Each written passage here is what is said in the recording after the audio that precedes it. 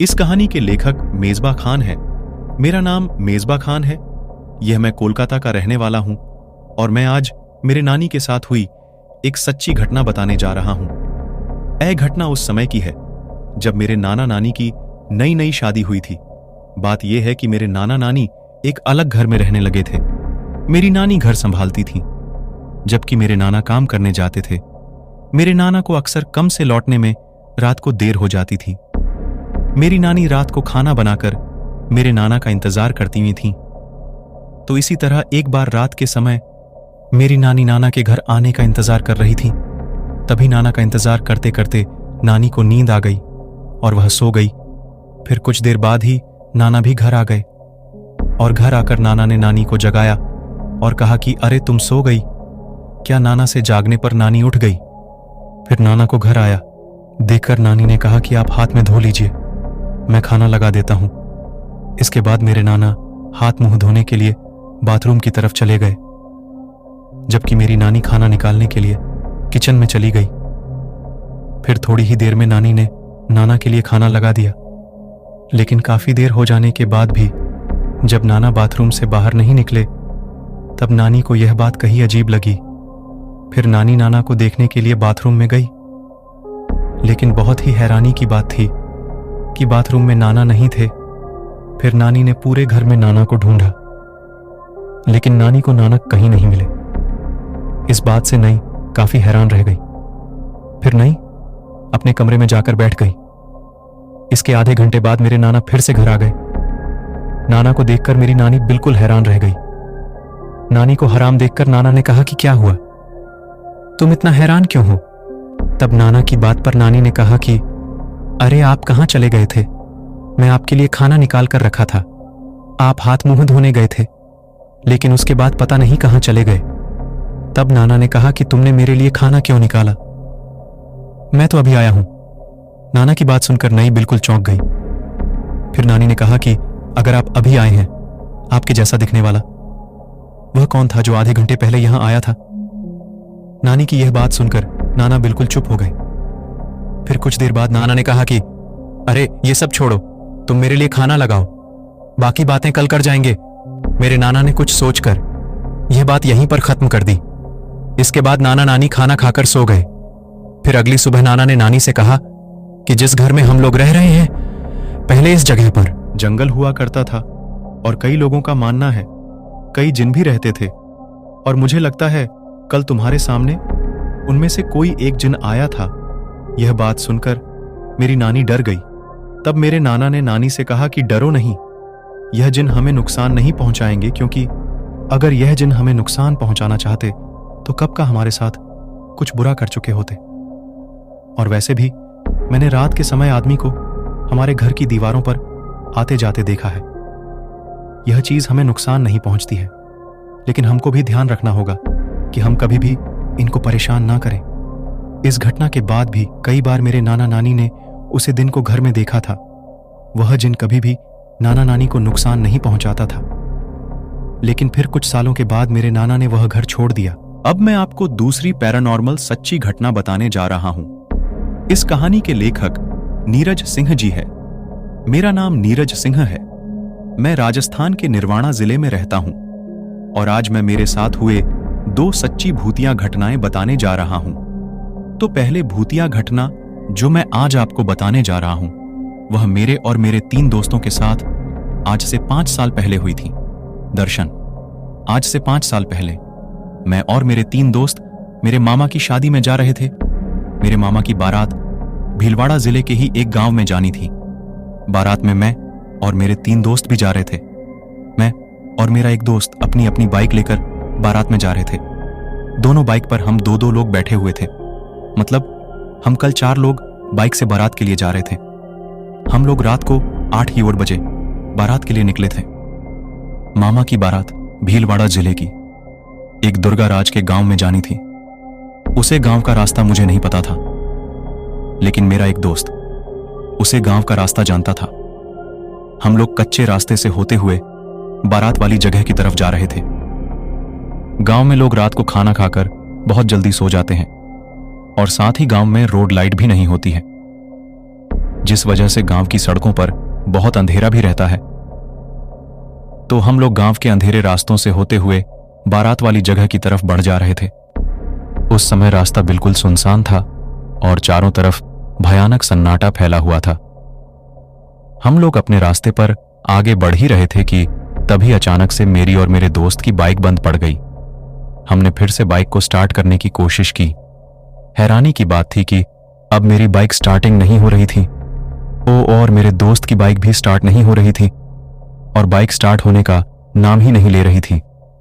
हम दोनों की बाइक बहुत ही अच्छी कंडीशन में थी, इसलिए एक साथ दोनों गाड़ियों का बंद हो जाना हम दोनों को समझ में नहीं आ रहा था।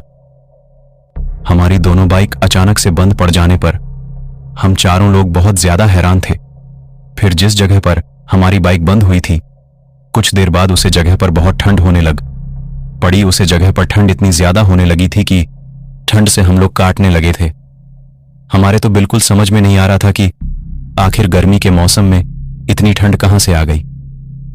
इन सारी बातों से हम सभी घबरा गए थे। फिर अचानक से हम लोगों को हमारे आसपास चलते लोगों की आवाज आने लगी। वह आवाज ऐसी थी जैसे बहुत सारे लोग हमारे आसपास पैदल चल रहे हों। लेकिन सबसे हैरानी की बात तो यह थी कि बस हमें वहां पर लोगों के चलने की आवाज ही सुनाई दे रही थी, जबकि उसे जगह पर हमें दिखाई कोई नहीं दे रहा था। उन आवाजों से हम सभी दोस्त बहुत ज्यादा डर गए थे। हम लोग फिर से अपनी बाइक स्टार्ट करने की कोशिश करने लगे, लेकिन हमारी बाइक स्टार्ट नहीं हो रही थी। इसके बाद हमारे आसपास से कई लोगों की रोने और चिल्लाने की आवाज से भी आने लगी। वही आवाज हमारे बिल्कुल पास से आ रही थी, लेकिन हमें वहां पर कोई भी दिखाई नहीं दे रहा था। इन सारी घटनाओं से हम सभी दोस्त बहुत ज्यादा डर गए थे। फिर तभी मेरे एक दोस्त ने हम सभी से कहा कि यह बताओ, तुम में से कोई शराब लेकर आया है क्या? अपने दोस्त की बात पर कहा कि मैं 2 बोतल शराब लेकर आया हूं। तो मेरे दोस्त ने फिर से मुझसे कहा कि जल्दी से शराब की दोनों बोतलें निकालो और मुझे दो। फिर मैं शराब की बोतलों निकालकर दोनों बोतल अपने दोस्त को दे दी। इसके बाद मेरे दोस्तों ने शराब की ढक्कन खोलकर शराब पीनी शुरू कर दी। मेरे दोस्त के ऐसा करते ही हमारे पास से आ रही सारी आवाज बंद हो गई। यह देखकर हम सारे दोस्त बिल्कुल हैरान रह गए थे। इसके बाद मेरे दोस्त ने शराब की दोनों झूठी बोतल फेंक के कहा कि जल्दी से बाइक स्टार्ट करो। अपने दोस्त की बात सुनते ही हमने बाइक फिर से स्टार्ट की और अब की बार हमारी बाइक स्टार्ट भी हो गई। फिर बाइक के स्टार्ट होते ही हम लोग उस जगह से बहुत तेजी से निकल गए। इसके बाद हम लोग बारात पहुंच गए और फिर अगली सुबह ही हम लोग बारात से अपने घर वापस आए। इस घटना के कुछ दिन बाद मुझे पता चला कि मामा की बारात में जाते समय जिस जगह पर हमारी गाड़ी बंद हुई थी, वहां पर पास में एक कब्रिस्तान है। आपकी बोतलें झूठा करके फेंक दिया था, जिसने हम चारों को उसे भयानक हादसे से बचाया था।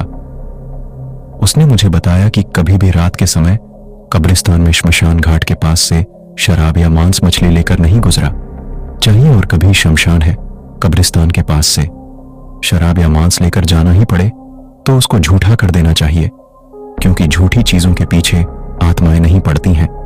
लेकिन अगर कोई चीज साफ सुथरी हो और झूठी ना हो तो बहुत सी अतिरिक्त आत्माएं उस चीज के पीछे पड़ जाती हैं। इसलिए हमारे बड़े बुजुर्ग हमेशा कहा करते थे कि कभी भी देर रात को खाने पीने का सामान लेकर किसी सुनसान जगह से नहीं गुजरना चाहिए, और अगर रात में किसी सुनसान जगह से खाने पीने का सामान लेकर गुजरना भी पड़े तो भी उस जगह पर जाते समय अगर आपको ऐसा लगे कोई आपका पीछा कर रहा है तो आपको खाने का सामान उसी जगह पर छोड़ देना चाहिए, क्योंकि अगर आप खाने का सामान और जगह पर नहीं छोड़ेंगे तो कोई भटकती आत्मा आपके पीछे आ सकती है और आपको और आपके परिवार को नुकसान भी पहुंचा सकती है।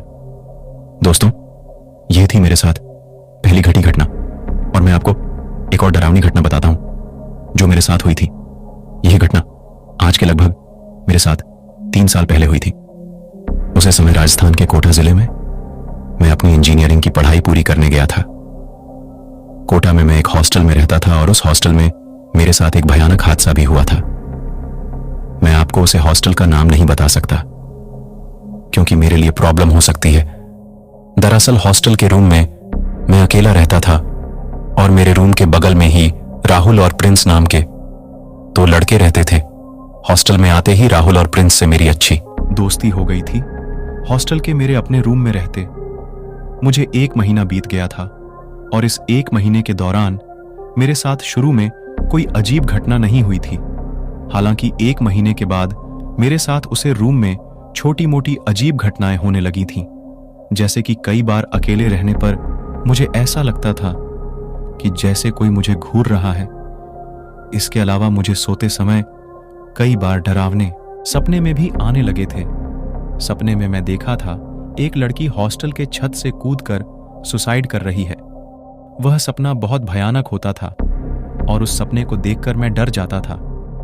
लेकिन मेरे साथ हो रही घटनाओं के बारे में मैंने अपने दोस्त राहुल और प्रिंस को नहीं बताया था।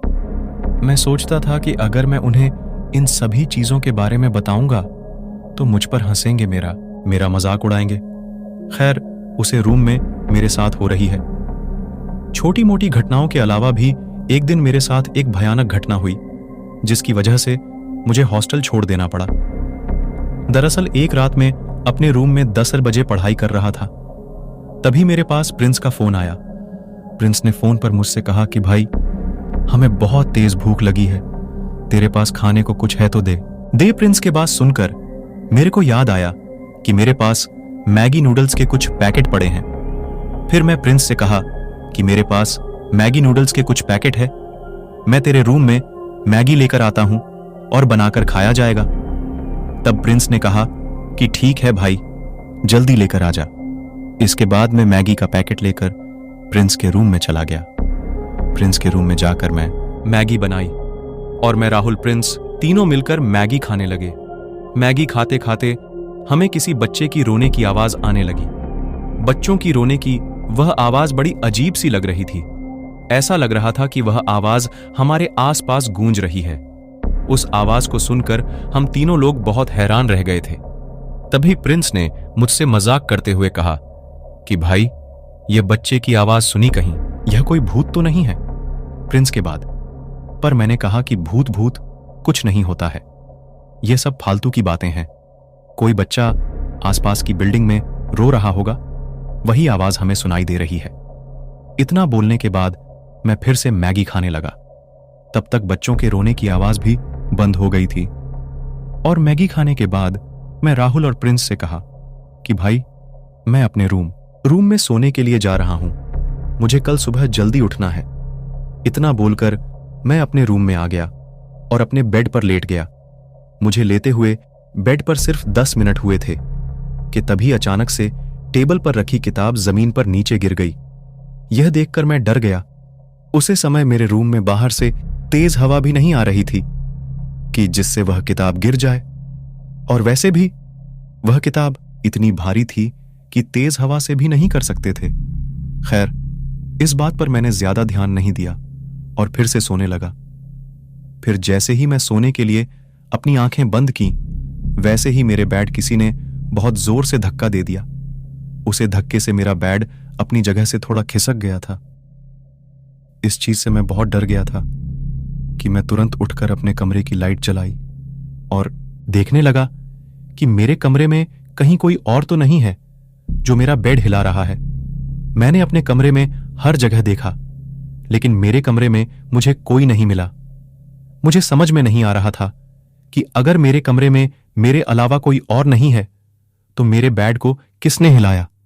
फिर मैं इस बात पर भी ज्यादा ध्यान नहीं दिया और वापस सेलेक्ट कर सोने की कोशिश करने लगा। अब की बार मैंने अपने कमरे की लाइट चली ही छोड़ दी थी ताकि मैं देख सकूं कि मुझे परेशान कौन कर रहा है।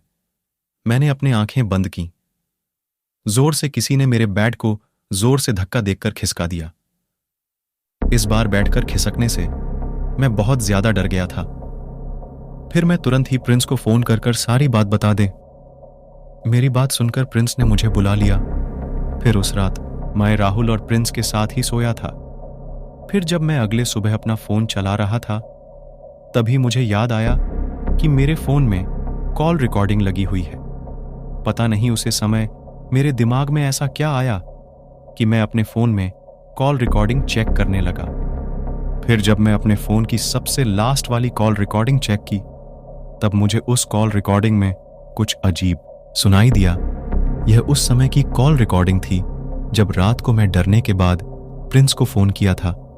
उसकी रिकॉर्डिंग में मेरे और प्रिंस की आवाज के अलावा किसी लड़की की आवाज भी सुनाई दे रही थी। ऐसा लग रहा था कोई लड़की बहुत ही आवाज में कोई गाना गुनगुना रही हो। उस आवाज को सुनकर मैं बहुत चौंक गया था। फिर मैंने वह रिकॉर्डिंग तुरंत प्रिंस को भी सुनाई। प्रिंस भी उस रिकॉर्डिंग को सुनकर बिल्कुल हैरान रह गया था। ना तो मेरे कमरे में कोई लड़की थी, ना तो परी, जिसके कैमरे में तो उसे रिकॉर्डिंग में लड़की की आवाज कहां से आ गई। यह बात हमारे समझ में नहीं आ रही थी। इस बात से मुझे लगने लगा था कि शायद हमारे साथ कुछ पैरानॉर्मल हो रहा है। कुछ दिनों बाद मैं और प्रिंस ने उसे हॉस्टल के मालिक से इस घटना का जिक्र किया। तब हमारी बात सुनकर हॉस्टल के मालिक ने हमें बताया कि हॉस्टल के जिस कमरे में मैं रह रहा हूं, कई साल पहले उसे कमरे में एक लड़की रहती थी। वह लड़की भी यहां पर पढ़ाई करने आई थी। पढ़ाई के प्रेशर की वजह से वह लड़की बहुत परेशान रहते थे। फिर एक दिन पढ़ाई के प्रेशर से परेशान होकर हॉस्टल के छत से सुसाइड कर ली उसे। लड़की ने सुसाइड कर लिया था। हॉस्टल के मालिक की बात सुनकर मैं और सन रह गए थे। फिर मैं हॉस्टल के मालिक से, आपने बात मुझे पहले क्यों नहीं बताई? तब उसने कहा कि आपने बात मुझे पहले क्यों नहीं बताई? पर उसने कहा कि अगर मैं तुम्हें पहले यह बात बता देता तो तुम यह रूम कभी नहीं लेते। हॉस्टल के मालिक की बात सच थी, क्योंकि अगर मुझे लड़की के सुसाइड करने वाली यह बात पता होती तो मैं बोलूं कभी ना लेता। फिर कुछ दिनों के अंदर ही मैंने अपना हॉस्टल चेंज कर दिया।